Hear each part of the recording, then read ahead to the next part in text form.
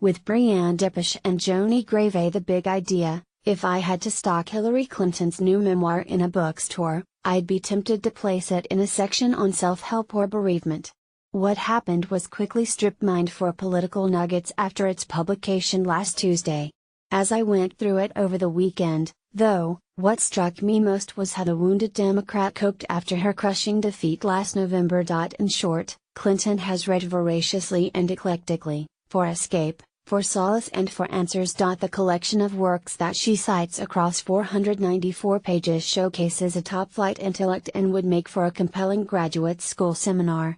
Friends advised me on the power of Xanax and raved about their amazing therapists, writes Clinton, 69.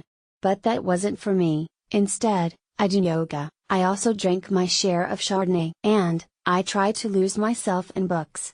Parts of what happened remind me of Joan Didion's The Year of Magical Thinking, Sheryl Sandberg's Option B, and even Elizabeth Gilbert's Eat, Pray, Love. Blowing an election that she was confident she'd win, thereby allowing Donald Trump to become president, represented a humiliating, degrading and very public loss for the former Secretary of State. Yes, the book oozes with the sort of Clintonian grievance Americans have grown accustomed to, and exhausted by, over the past quarter century.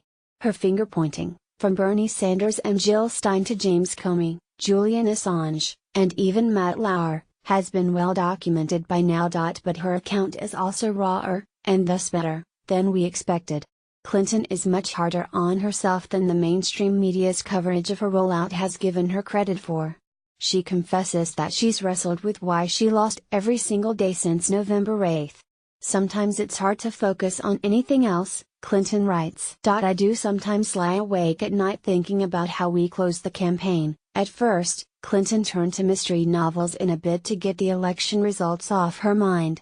She inherited her love for this genre from her mother, and she'd plow through a full book in a single sitting.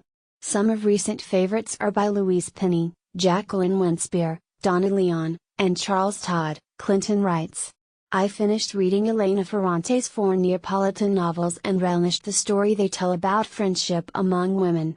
Just as if she lost her appetite for a time, the biographies of former presidents that weigh down the bookshelves at her home in Chappaqua, New York, held no appeal. To keep her failure in perspective, Clinton thought instead about how good she still has it compared to Fantine and Victor Hugo's Les Miserables.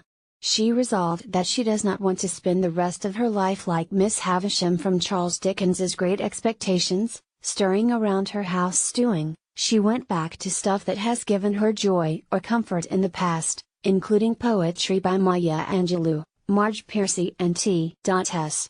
Eliot. She reread one of her favorite books, The Return of the Prodigal Son by the Dutch priest Henri Nouwen. It's something I've gone back to repeatedly during difficult times in my life, she writes. Maybe it's because I'm the oldest in our family and something of a Girl Scout, but I've always identified with the older brother in the parable. It's a story about unconditional love, the love of a father, and also the father, who is always ready to love us, no matter how often we stumble and fall. Clinton's flinty father always told her that he'd love her unconditionally. As a little girl, she'd ask him if he'd still love her even if she robbed a bank or murdered somebody. Absolutely, he'd tell her. Once or twice last November, she recalls, I thought to myself, well, Dad, what if I lose an election I should have won and let an unqualified bully become President of the United States? Would you still love me then? Nouwen was inspired to write his 1992 book by observing the Rembrandt painting that depicts the scene when the prodigal son comes home. I can choose to be grateful even when my emotions and feelings are still steeped in hurt and resentment, the Catholic priest wrote. I can choose to speak about goodness and beauty even when my inner eye still looks for someone to accuse or something to call ugly. I can choose to listen to the voices that forgive and to look at the faces that smile even while I still hear words of revenge and see grimaces of hatred. Reading this again and again offered Clinton a reminder about the importance of being grateful even when things aren't going well. Thinking about the process of mourning, Clinton looked to another book by Nouwen called Bread for the Journey. In it, he writes, to console does not mean to take away the pain but rather to be there and say, you are not alone, I am with you. Together we can carry the burden. Don't be afraid. I am here. That is consolation. We all need to give it as well.